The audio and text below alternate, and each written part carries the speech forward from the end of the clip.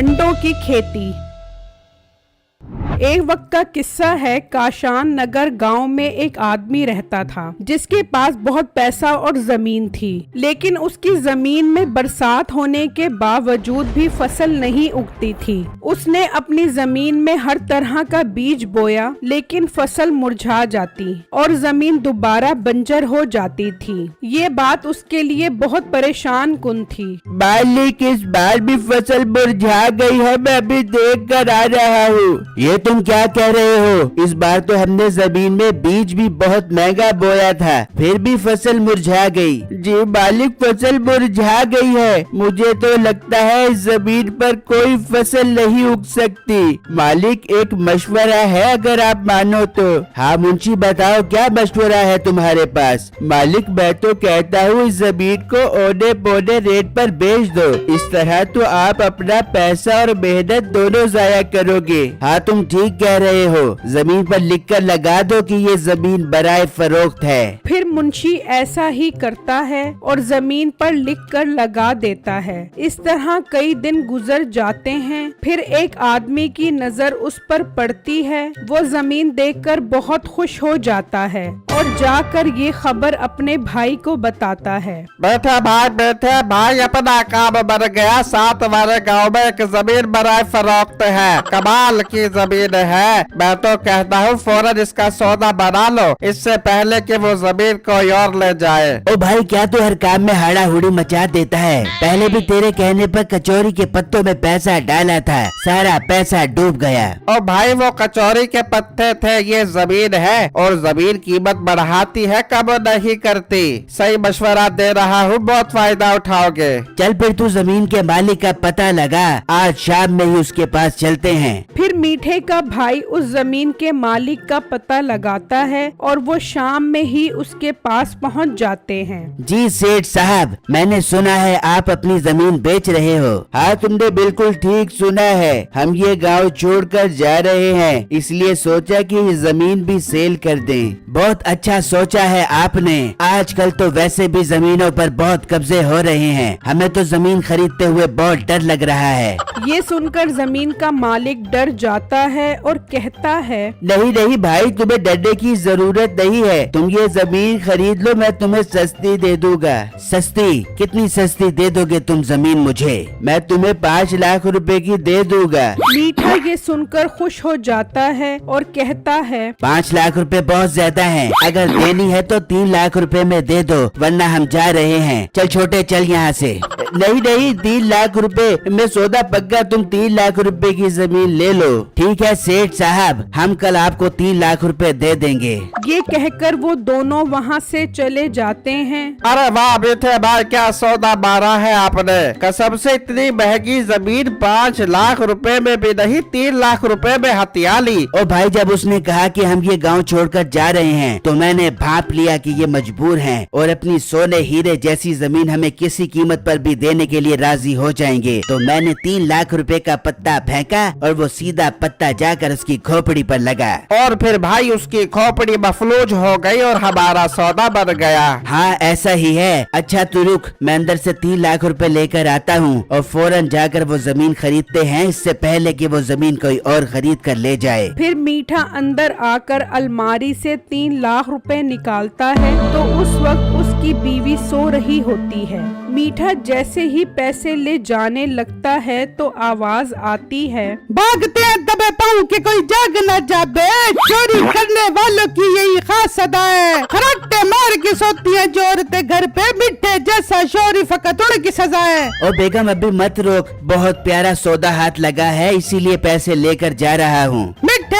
मेरे से सियानपुत्ती न करे बेबियो, वो तो मेरी आंख खुल गई, वरना तो तूने साथ वाले हमसाये पे इल्जाम लगा देना था कि वो पैसे चुरा के ले गया। ओ बेगम ऐसी कोई बात नहीं है, एक बहुत अच्छी और सस्ती जमीन मिल रही है 3 लाख रुपए में, वही खरीदने जा रहा हूँ। कसम से अपने भाग खुल गए हैं। बस रहने दे, तू इतना सियाना कहाँ से आ गया जो अपने भाग खुल गए। सारा पैसा तूने सर्फ एक्सेल के झाग की तरह उड़ा दिया, मैं तो क्या मेरे माँ बाप भी रुल गए। बेगम यकीन कर, बहुत अच्छा सौदा है। चल मैं वो जमीन तेरे नाम करवा देता हूँ, अब तो खुश है ना? हाँ अब ठीक है मिठे, अब मैं बहुत खुश हूँ। चल फिर आई लव यू बोल। I love you so much.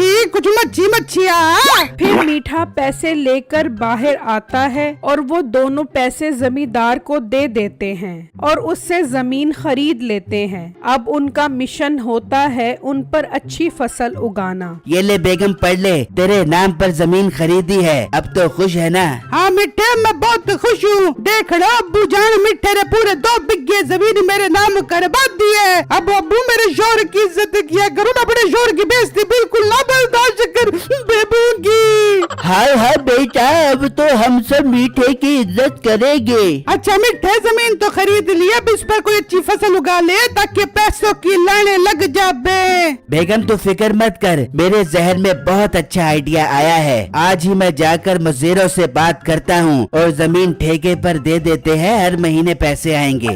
वाह मिठे, बहुत प्यारी बात की है। चल भाग के जाओ, जाके जमीन को ठेके पे देख के आ जा। फिर मीठा और उसका भाई साथ वाले गांव में बिट्टू नामी लड़के के पास जाते हैं और उसे जमीन ठेके पर देने का कहते हैं। बिट्टू ये सुनकर खुश हो जाता है और ये बात अपने बाप को बताता है। बेटा देख ले, अगर फसल में नुकसान हो गया तो हम इन्हें पैसे कहाँ से देंगे? अब्बू जाड़ा फिक्र मत करे, मैं दिन रात मेहनत करूँगा और जमीन में सोडा उगलने वाली फसल उगा कर रहूँगा। फिर अगले ही दिन से बिट्टू जमीन पर फसल उगाना शुरू कर देता है और शाम तक वो बहुत थक जाता है और घर आकर सो जाता है। अगले दिन जब वो खेत में जाता है तो देखकर हैरान रह जाता है कि फसल सारी की सारी मुरझा गई है।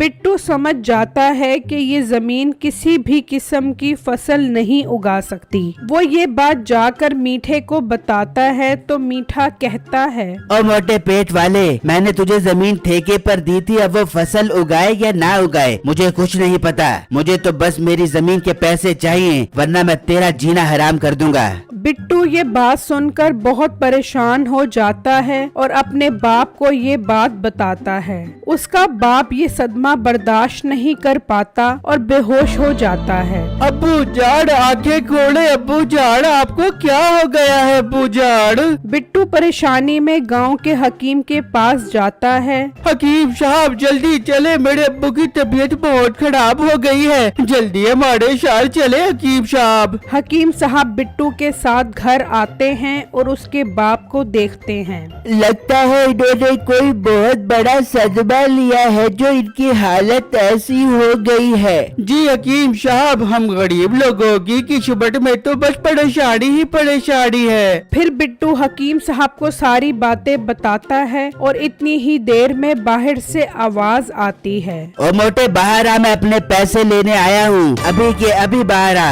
यही आदमी है जिसने तुम्हें जमीन ठेके पर दी है। जी हकीम साहब, यही आदमी है और अब मुझे दिन रात पैसों के लिए तंग कर रहा है। तुम परेशान न हो, मेरे साथ बाहर चलो। फिर वो दोनों बाहर आते हैं। हाँ मोटे, मेरे पैसे निकाल अभी के अभी। मीठे भाई, मैं आपसे कह रहा हूँ आपकी जमीन ही खराब है, इस पर कोई फसल नहीं उग सकती। मेरी जमीन खराब है या तेरी नीयत खराब है? पैसे देता है या अभी पुलिस को बुलाऊं? बेटे मेरी बात सुनो, इस गरीब लड़के को 1 हफ्ते का टाइम दे दो। अगर ये 1 हफ्ते में तुम्हारे पैसे ना दे सका तो मैं तुमसे जमीन खरीद लूंगा।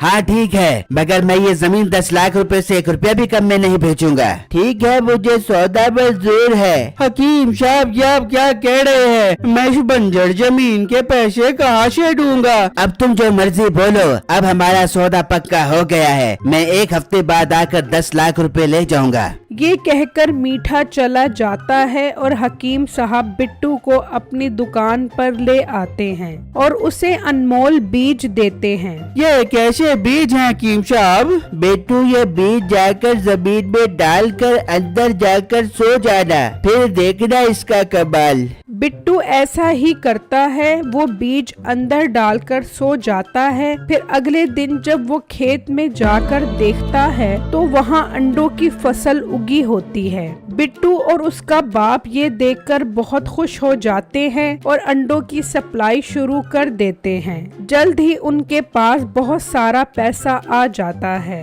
बिट्टू उनमें से 10 लाख रुपए हकीम साहब को देता है और उनका शुक्रिया अदा करता है। फिर मीठा मीठा वादे के मुताबिक हकीम साहब के पास आता है और उनसे 10 लाख रुपए लेकर जमीन के कागजात उनके नाम कर देता है। आई लव यू हकीम साहब, जो आपने इतनी गंदी जमीन मुझसे 10 लाख रुपए में ले ली। कोई बात नहीं बेटा, ये तो मेरी किस्मत है। तू है ऐसी किस्मत पर। और एक बात और सुनो, ये गंदी जमीन मैंने 3 लाख रुपए में खरीदी थी और तुमने बेवकूफों की तरह मुझसे 10 लाख रुपए में खरीद कर मुझे 7 लाख रुपए का प्रॉफिट करवा दिया। बेटा तुम वो जमीन मुझे बेचकर नुकसान में ही रहे हो, जरा एक दफा जाकर तो देखो।